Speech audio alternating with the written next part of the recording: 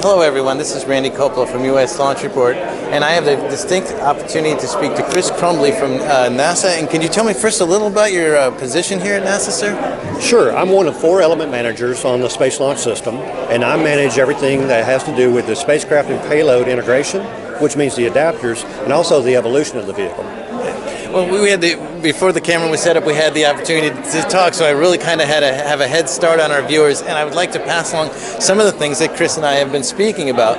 One of them is the size of the future SLSs. I had, since it's Media Week here at Kennedy Space Center, I had the opportunity to see the launcher and how big that was, and they didn't really explain that that is for a much larger version of this rocket.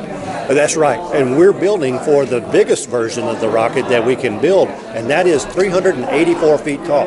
Now, the Delta IV is the largest rocket in our stable right now, and we're talking about a vehicle of the first variant, not the most powerful, but the first variant of this rocket, the SLS, will be 100 feet taller, and it will carry 2.5 times more of the payload mass of that largest rocket.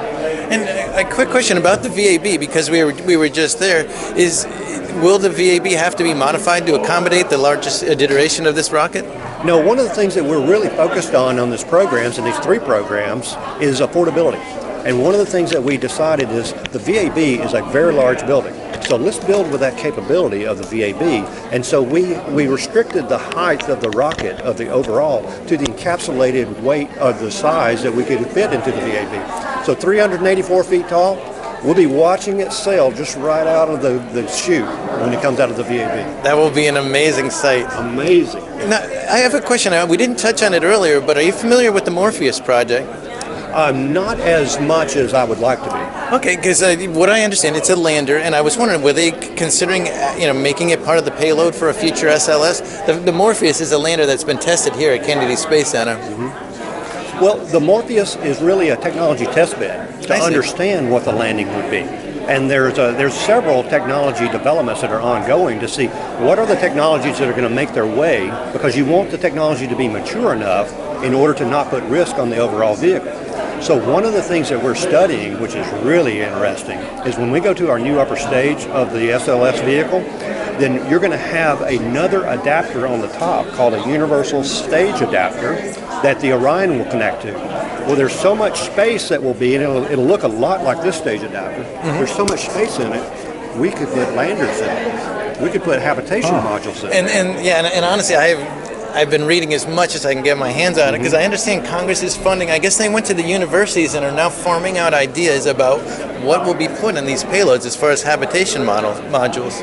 So we have a team called the Human Exploration Initiative. Correct, yes. Up in D.C., and so they're looking from NASA headquarters, what are all the ideas that have been pent up in all of us for so long about going to Mars? And what are the ideas that we can go and tap into in the academia?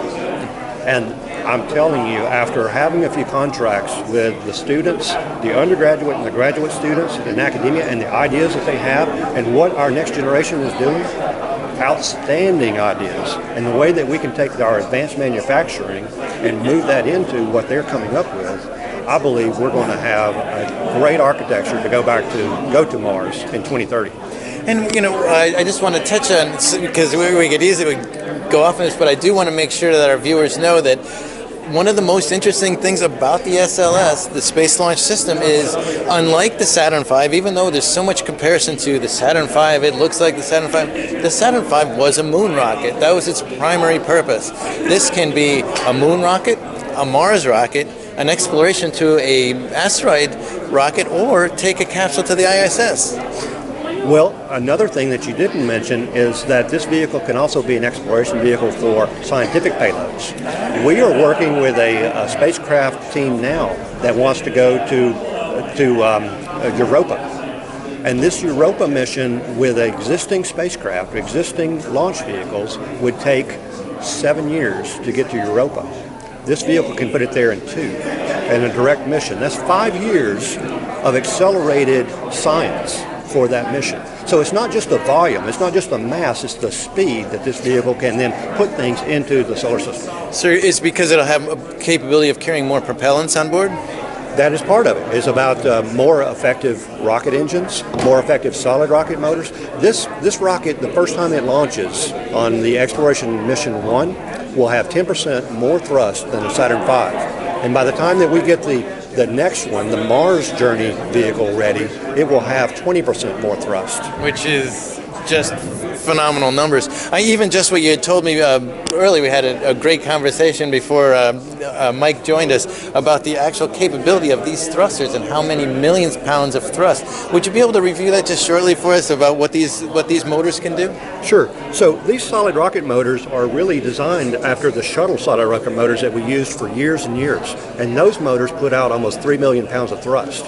Well, we added another segment so these rocket motors are actually taller than what the shuttle rocket motors were. I did not realize that. And it puts out 3.5 million pounds of thrust now. And so together, 7 million pounds of thrust plus the 2 million pounds of thrust that you get out of the RS-25 liquid engines. And so in 2 minutes, these boosters have really accelerated us to the point to where this core can take us to orbit. And then you take the upper stage and you can go anywhere in the solar system. That's amazing, because it'll basically be a third larger of fuels and propellants that will be mounted on top of what you've already got in Earth orbit and pushing. There's a lot you can do with propellants in space once you get them there, and that was always why we had to slingshot around the moon and use gravitational. We'll be relieved of that and be able to push farther, and that's what it makes this truly a stepping stone to future exploration. Well, do you have any other closing comments for our viewers? We have viewers all around the United States and believe it, of great interest overseas. The Arab world are very interested in our space program. Is there anything you'd like to add?